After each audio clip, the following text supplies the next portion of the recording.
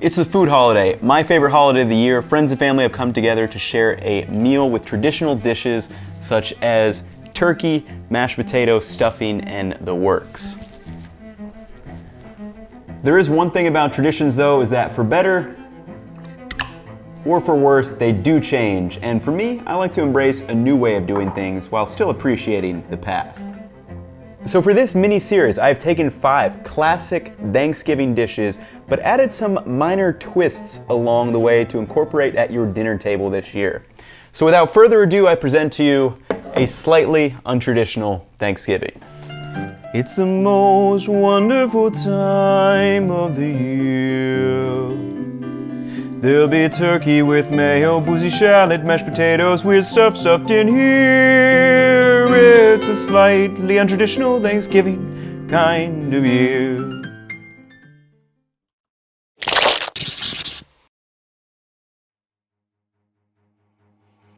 We're starting with my favorite dish of Thanksgiving, which is stuffing or dressing. You know, it's bread cubes, it's lots of butter, it's nice herbs and aromatics, finished out with some stock. I mean, it's basically like a savory bread pudding. So stuffing holds a special place in my heart. I mean, first of all, it's really delicious. But second of all, it was one of the first things that I really started to cook for our family Thanksgiving. There it is. And you know, over the years, I've tried countless stuffing recipes. You know, sausage, cornbread, sourdough, you name it. But even if I was trying something new, I made sure to make at least one option that was my Graham's stuffing. Just look at that chicken scratch. It's honestly a pretty basic kind of traditional stuffing recipe. You know, we do use, I think, double the butter of most recipes. But the one thing that is unordinary about it is, well, let me show you. The stuffing itself is made soggy with the use of chicken stock, eggs, and milk, which we then form with the classic kind of stuffing ingredients, and then form it up into a loaf and bake it. And I'm telling you, the thing I love most about this is that you can make bomb turkey sandwiches right out of this bread. And there's something about the texture of this loaf form that everyone in my family has really just come to love.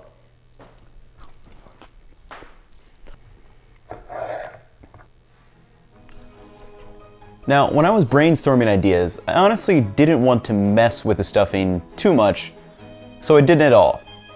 Well, kind of. So this thought kept rattling in my head to make inside-out stuffing, and this is what I ended up on. So I'm gonna make my grandma's classic stuffing on the outside, and then we're gonna make a turkey garlic sage sausage to put in the middle. And it took me a while to figure out how to actually get that sausage in there, but after a couple tests, I think I nailed it. So first up, we gotta get our aromatics going with lots of butter. We're gonna do 2 sticks, and then I'm gonna let this go low and slow for about 15 to 20 minutes until everything is soft and translucent.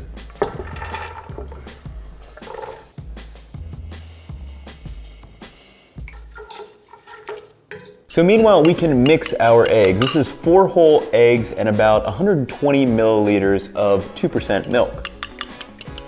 You're just gonna wanna set this aside in the fridge until we get to our bread cubes. Speaking of bread, you really wanna get a nice white sandwich loaf. I know it's not the greatest, but for this recipe, it's kind of what you need. You know, if you grab something like a baguette that's kind of holy, it's not gonna soak up everything like we need it to. And basically all that I do is cut these up into a bunch of cubes. This is about a full loaf of Martin's butter bread. So after about 15 minutes, I'm actually just gonna turn this off the heat, and we're gonna toss in our thyme and sage, about equal parts of both. Now I'm just gonna stir this off the heat for about a minute or 2, and then we can add in our bread cubes. So we've got our butter and vegetables here, and I'm also gonna put in a little bit of pepper. And then now we're just gonna toss all these bread cubes right into here. And make sure you get nice and hands-on with this. Now you're just gonna wanna slowly add this egg and milk mixture. Don't overdo it at the first. Maybe start with like half, mix it, and see what it feels like.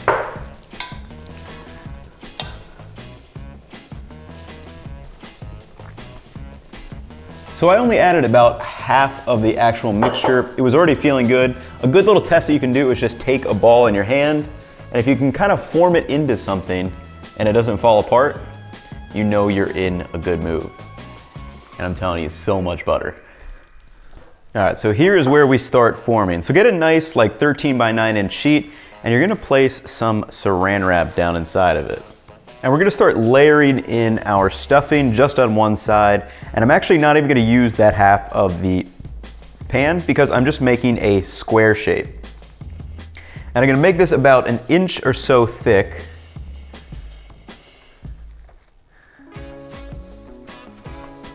Really stuff it down and make this nice thick layer. And then you can kind of see this is how we're gonna actually roll this when we get the sausage. And one thing that I learned about this is instead of trying to put the sausage in right away, it's actually gonna be much easier if we let this kind of rest and firm up just a little bit in the fridge. So meanwhile, we can make our sausage. Garlic sage turkey sausage, garlic sage ground turkey. Don't forget the pepper and the salt too.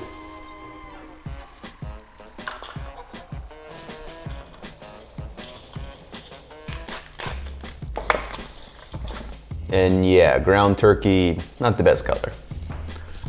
Also, let me know if you noticed anything different about this shot.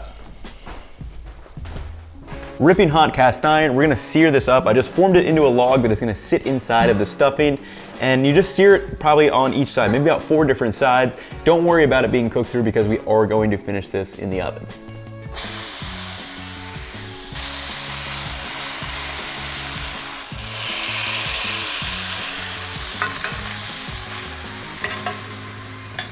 So we have our 2 components. Now it's just as simple as combining them. And you can see this firmed up nice, and it's gonna easily pull away and help us be able to roll that. So just picking up our sausage, placing it right up and tight on that side. And then now we can just lift up, see how we left this extra space? We can just lift up and roll the stuffing on top of the sausage. Roll it off underneath, and now just loosely form this a little bit tighter with your hands. And then if you need a little bit of moisture, just come in with your extra egg and milk mixture and just kind of spread it in those cracks, and that's gonna kind of help everything shore up a little bit. Kind of like an egg wash. And you can give it a roll. Make sure that thing is nice and compact.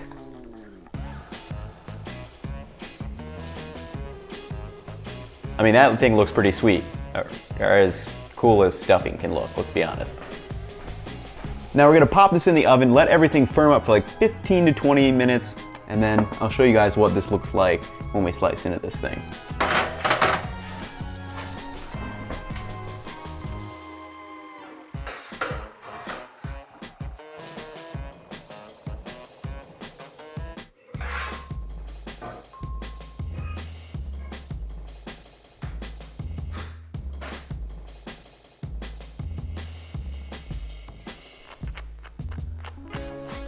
So we have our little stuffing creation, crisped it up a little bit on the outside, just threw it under the broiler for like a minute.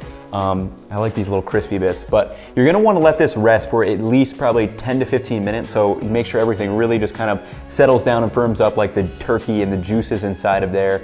But this is a great make-ahead dish, and I'm just telling you, tastes absolutely phenomenal.